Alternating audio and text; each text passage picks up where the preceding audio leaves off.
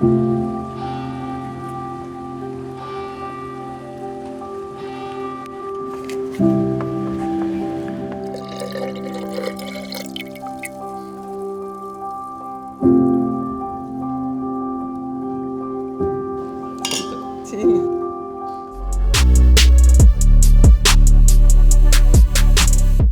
Direttamente da Zena Zone, il bello e il buono di Genova, oggi siamo a Sestri Levante in uno dei caruggi con Daniele Ballarini.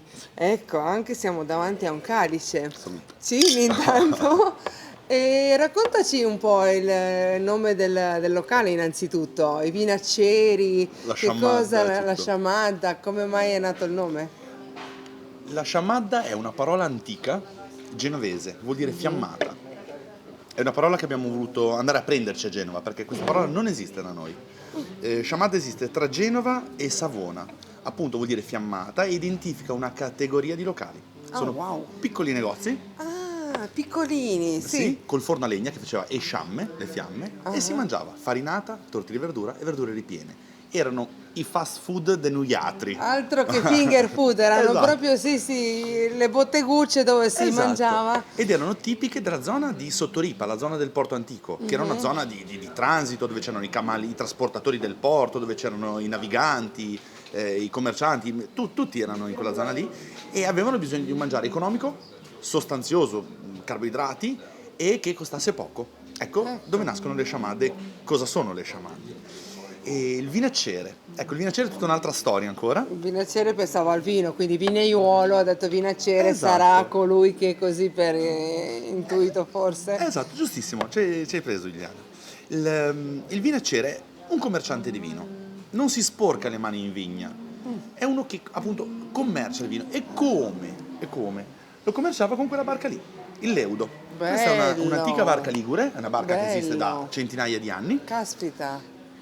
e nasce per un'esigenza. Devi sapere, quando c'era la Repubblica di Genova, Genova non voleva che gli altri costruissero i porti, diceva no, Certo. il commercio me lo tengo io, si commercia a Genova, importa. Addirittura i genovesi hanno inventato l'intermediazione, cioè si commerciava fuori dal porto e poi i commercianti genovesi ricommerciavano all'interno del porto.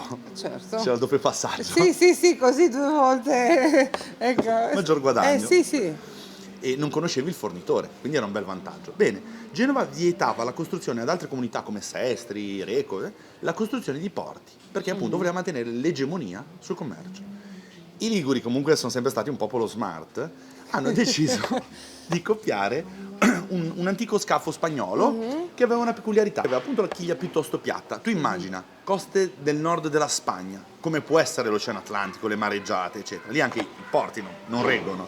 E cosa facevano gli spagnoli? Alavano, parcheggiavano le barche a braccia sulla spiaggia o con l'utilizzo di argani elementari. Sì. Ecco, i liguri vedono questa funzione e dicono, va bene, facciamo una barca simile, inventano il leudo, lo ingrandiscono un po', ne aumentano la stazza e inventano queste barche da commercio. I leudi esistono da commercio generico, leudi formaggiai che coprivano le tratte della Sardegna piuttosto che di altre isole, leudi surairi, che erano quelli per il trasporto della sabbia, per la costruzione dei palazzi, e poi i leudi vinacceri. Eccoli che siamo arrivati. Esatto. E quindi la vostra cucina è anche praticamente contaminata proprio grazie alla posizione anche geografica, al fatto che Genova sia stata Repubblica Marinara, e quindi anche contaminata con magari il Nord Africa, andando fino a Tabarca e Esatto. per andare un po' più in là per fare ancora un po' più di fusion, diciamo, di commistione anche con la cultura sarda. Come ci spieghi questo legame tra tre culture comunque mediterranee ma anche con differenze? È tutto legato, perché Sciamadda lega il porto, lega quella che era Genova, che era un po' la partenza. Poi ci sono i leudi. I leudi erano appunto queste barche da commercio che servivano a commerciare con zone depresse. Noi il vino lo avevamo, il formaggio lo avevamo, perché andare a cercarlo in giro? Perché costava poco. La Sardegna, l'isola d'Elba, la Sicilia, rispetto al resto d'Italia, erano zone depresse, le cose costavano poco. Erano anche barche da pesca. Dovete sapere che si andava a fare la stagione della pesca in Nord Africa con i leudi piccoli e leudi grandi, e si andava a pescare e salare le acciughe. Ah, e si salavano, certo, perché poi ti viene in frigoriferi mente non detto, c'erano. per come si fa a conservare col tempo. Esatto, e una delle, diciamo, chiamiamole così, colonie di pesca, appunto, era Tabarca. Quindi i Leudi arrivavano sino a Tabarca. Poi la storia di Tabarca, il commercio del corallo rosso, questa famiglia di Genova che si insedia, va avanti 200 anni, poi devono scappare perché è sovrappopolata, devono Wow, quante storie! rientrare in Sardegna. E gli viene ceduto un territorio da Carlo di Savoia, che sono l'isola di San Pietro e Sant'Antioco, dove fondano le comunità di Carloforte e Calasetta, che sono queste comunità ancora vive oggi, meravigliose, le riconosci per la tipica edilizia ligure di questi palazzi tutti colorati. Belli, colorati così, sono stupendi. Poi siamo anche fortunati adesso anche con la giornata, magnifici. Sì, Oggi sì. è È un gioiello. E poi li riconosci perché parlano genovese antico. Nonostante si trovino a sud-ovest della Sardegna, loro Di parlano Zena come una volta. Esatto. Zena Zone. È una Zena Zone quella. È una proprio Zena Zone quella che rimane. E ci vuole sempre un goccino di vino. Questo è uno Anche dei vini perché dei sei un Vinaceri. bravissimo comunicatore, ci siamo conosciuti oggi, però ho E visto siamo già a che pranzo insieme. la vis non ti manca, nell'occhio anche, quindi hai una bella, è bello trasmettere la cultura, tutto quello che c'è dietro, perché noi vediamo un piatto, vediamo un locale magari che affascino, però sapere le storie è affascinante. Sono felice, davvero, davvero, anche perché comunque noi cosa ci portiamo dietro, anche quando andiamo in viaggio, quando lasciamo la nostra terra, è il nostro bagaglio culturale, che è cucina, abitudini, e è un po' il nostro background, è quello che... Certo, da dove veniamo? Sì. Veniamo dal passato, apparteniamo al futuro, quindi... Esatto, ed è Bello. importante non dimenticarlo.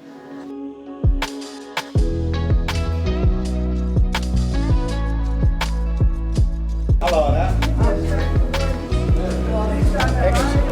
spiritonno per lei e lasagna per me. No? Bellissimo. Grazie chef.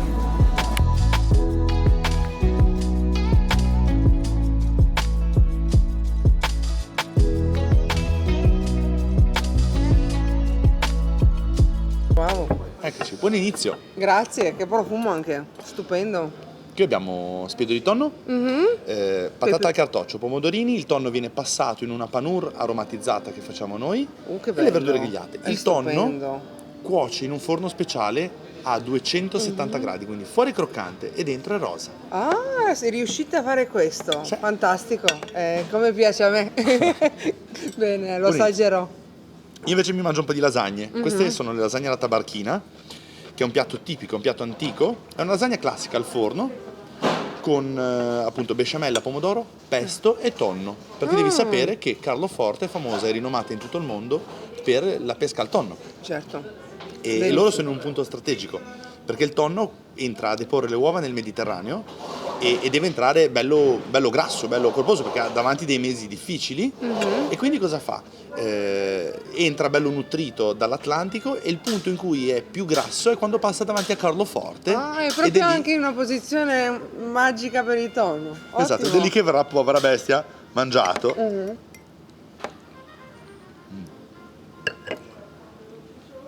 Wow. Anche se vado in palestra, ne approfitto Bene. per assaggiarle e verificare che siano sempre le nostre super lasagne. Pronta Giuliana? Wow. Vediamo come siamo andati con la cottura del tonno. Vediamo se dentro è rosa dentro. Bene. Sì. Wow, crudino, fantastico. Sì, il tonno va o poco cotto o medio cotto. Il resto non esiste. Sì, sì, sì.